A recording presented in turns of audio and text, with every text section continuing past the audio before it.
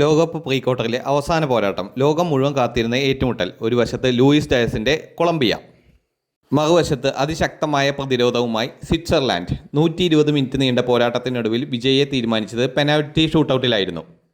കളിയുടെ ആദ്യ മിനിറ്റുകൾ മുതൽ തന്നെ കൊളംബിയ ആക്രമണ ഫുട്ബോൾ കളിച്ചു. Luis Diaz, Richard Rios, James Rodriguez എന്നിവർ ചേർന്ന് നിരന്തരം അവസരങ്ങൾ സൃഷ്ടിച്ചെങ്കിലും സ്വിസ് പ്രതിരോധം ഒരു മതിൽ പോലെ നിന്നു. ഗോൾ കീപ്പർ ഗ്രിഗർ കോബൽ നിരവധി നിർണായക സേവുകൾ നടത്തി ടീമിനെ രക്ഷിച്ചു.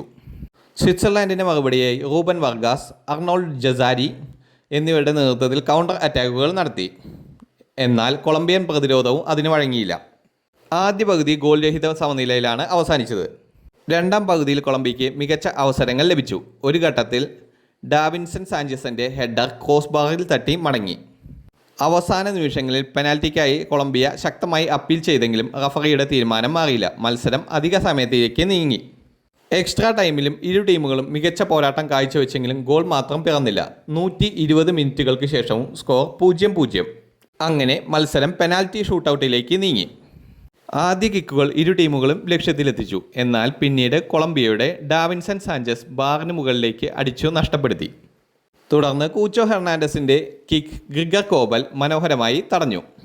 സ്വിറ്റ്സർലാൻഡും ഒരു കിക്ക് നഷ്ടമാക്കിയെങ്കിലും അവസാന കിക്കായി എത്തിയ റൂബിൻ വർഗാസ് യാതൊരുവിധ സമ്മർദ്ദവുമില്ലാതെ പന്ത് വലയിലെത്തിച്ചു. പെനാൽറ്റി ഷൂട്ടൗട്ടിന് ശേഷമുള്ള ഫലം സ്വിറ്റ്സർലാൻഡ് 4, കൊളംബിയ 3. അങ്ങനെ 72 വർഷങ്ങൾക്ക് ശേഷം സ്വിറ്റ്സർലാൻഡ് വീണ്ടും ലോകകപ്പ് ക്വാർട്ടർ ഫൈനലിലേക്ക് എത്തി.